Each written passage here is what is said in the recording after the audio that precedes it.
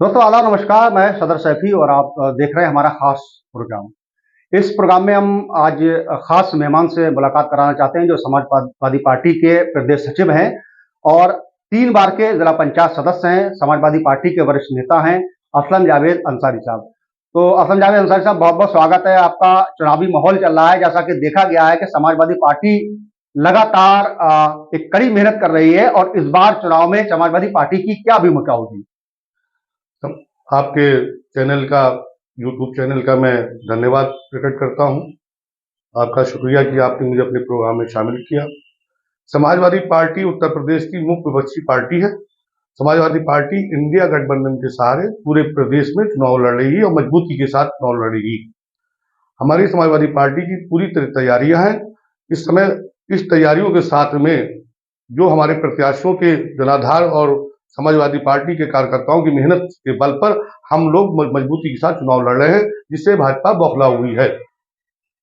असंजाब साहब, देखा गया है कि लगातार जो आपका शीर्ष नेतृत्व है समाजवादी पार्टी का राष्ट्रीय अध्यक्ष है, उन्होंने लगातार जो आपके प्रत्याशी जो है उनको बदलने का काम किया है। क्या अखिलेश यादव की रणनीति है जो लगातार बार बार जो टिकट देते हैं उसके बाद दोबारा उनको उस टिकट से हटा देते हैं और एक नया प्रत्याशी दे देते हैं? क्या रणनीति है समाजवादी पार्टी? ये सवाल कभी भाजपा के वरिष्ठ नेताओं से भी कीजिए, जो अपने मौजूदा मुख्यमंत्री को हटाकर दूसरे को मुख्यमंत्री बना देते हैं, जिन्होंने 5 साल जनता के बीच में काम किया, उसके बावजूद भी उनका टिकट काट देते हैं। हम लोग तो समाजवादी पार्टी के जो मजबूत प्रत्याशी हैं और उनको चुनाव में टिकट दिए गए हैं।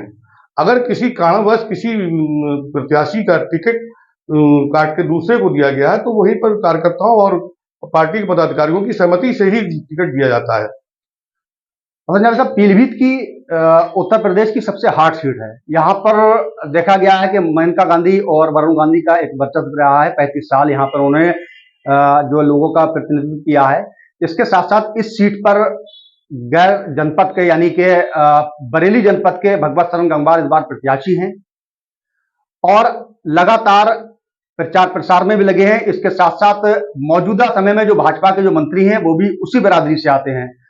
क्या देखा जाएगा कि भगवत शरण गंगवार मौजूदा भाजपा के मंत्री पर भारी पड़ेंगे या कुर्मी जो उनकी बिरादरी का वोट है किस हद तक वो काटने में सफल रहेंगे?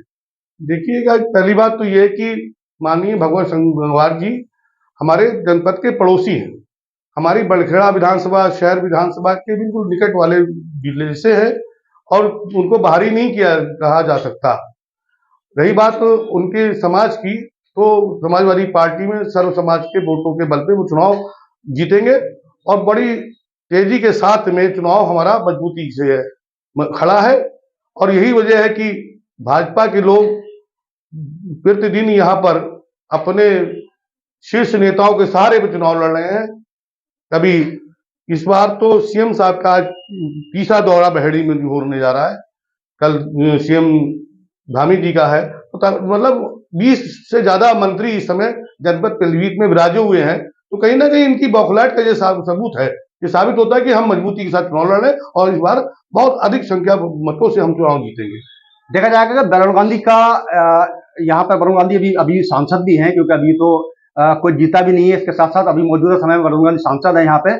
उनकी एक टीम भी है, उनके एक वोटर्स भी हैं पीलीभीत के अंदर और उनको मानने वाले लोग भी हैं जो उनके साथ जुड़े हैं लगातार 35 सालों से मेनका गांधी वरुण गांधी के साथ में। क्या वरुण गांधी के वोट समाजवादी को डिवाइड होंगे या वरुण गांधी के जो लोग हैं वो भाजपा में फिर अपना वोट करेंगे? देखिएगा कि यहाँ पर जो जनपद पीलीभीत के लोग हैं, जो वरुण जी के टीम को आप बता रहे हैं, वो हमारे जनपद पीलीभीत के लोग हैं, समझदार लोग हैं। वो अपनी समझ के साथ में हम लोगों को वोट करेंगे। अमरिंदर साहब, क्या लगता है कि इस बार लोकसभा में जो 80 का जो आंकड़ा भारतीय जनता पार्टी का है कि 80 सीटों पर हम पूरी तरह से काबिज हो जाएंगे और इस बार जो है यूपी में बिल्कुल समाजवादी पार्टी या अन्य जो विपक्षी दल है इंडिया गठबंधन है उसका पूरा सफाया कर देंगे?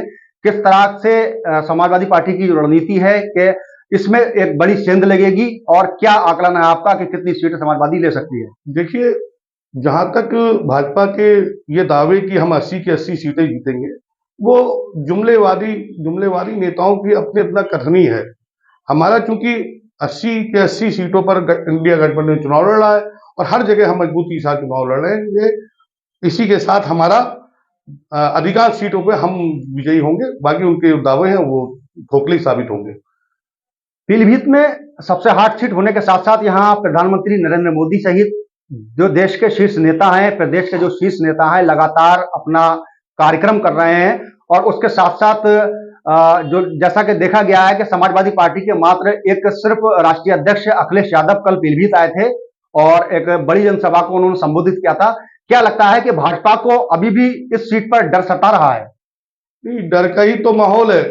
जिस सरकार के मौजूदा 20-20 मंत्री प्रतिदिन क्षेत्र में भ्रमण कर रहे हों और कल की राष्ट्रीय अध्यक्ष जी माननीय अखिलेश जी का पूरनपुर दौरे से जन सैलाब जो उमड़ा है, उससे तो इन लोगों की बौखलाहट और बढ़ जाती है। क्योंकि रही बात हमारे दल की, समाजवादी पार्टी के विभिन्न समुदाय के एमएलसी और तमाम नेता लोग अपने अपने समाज में जाकर समाजवादी पार्टी के प्रत्याशी पक्ष में मतदान करने की अपील कर रहे हैं और इसी कारण हम बहुत तेजी के साथ हमारा ग्राफ बढ़ रहा है। जैसा कि देखा गया है कि भाजपा या उसकी जो विंग है, छोटी छोटी विंग है, लगातार ग्राम पंचायत स्तर पर जा रही है, जो वोटर्स हैं उन्हें लुभाने का काम कर रही है, सरकार की जो योजना है उनको बताने का काम कर रही है। लेकिन समाजवादी पार्टी की जो टीम है वो लोगों से संपर्क नहीं जुटा पा रही है। इसलिए क्या लगता है कि जनता पर इसका असर दिखाई देगा? क्या समाजवादी पार्टी को वोट जो परसेंटेज है वो क्या कम होगी? मैं आपको ये बात साफ कर दूं कि इस बार का जो चुनाव है, समाजवादी पार्टी के कार्यकर्ता बूथ स्तर पर अपने कामों में लगे हैं, लेकिन मैं आपको बताना चाहूंगा कि इस बार इस चुनाव को जनता स्वयं लड़ रही है। जनता ही अपना फैसला बना चुकी है कि हमारा फैसला समाजवादी पार्टी के पक्ष में होगा। तमाम चीजें ये दिखा रही हैं कि तमाम जो योजनाएं की जो आपने जिक्र किया, समाजवादी पार्टी की योजनाओं का आज भी लोग याद करते हैं और जो डेवलपमेंट हमारे माननीय अखिलेश जी ने किया, उससे आज भी लोगों के बीच में बहुत उत्साह रहता है। दूसरी बात मैं आपको बता दूं कि समाजवादी पार्टी के माननीय राष्ट्रीय अध्यक्ष आदरणीय श्री अखिलेश जी ने अभी अपना घोषणा पत्र जारी किया समाजवादी पार्टी का, जिसमें ये सभी समाज को हिस्सेदारी देने की बात की है, जिसमें कि अगर हम उनको आटा देंगे तो साथ में डाटा भी देंगे, क्योंकि इस युग में 4G 5G का जमाना है, तो आटे के साथ हम लोग डाटा भी देंगे। तमाम ऐसी योजना है महिलाओं को कि जो हम लोग समाजवादी पेंशन योजना थी, उनमें महिलाओं को भी भागीदारी दी जाएगी।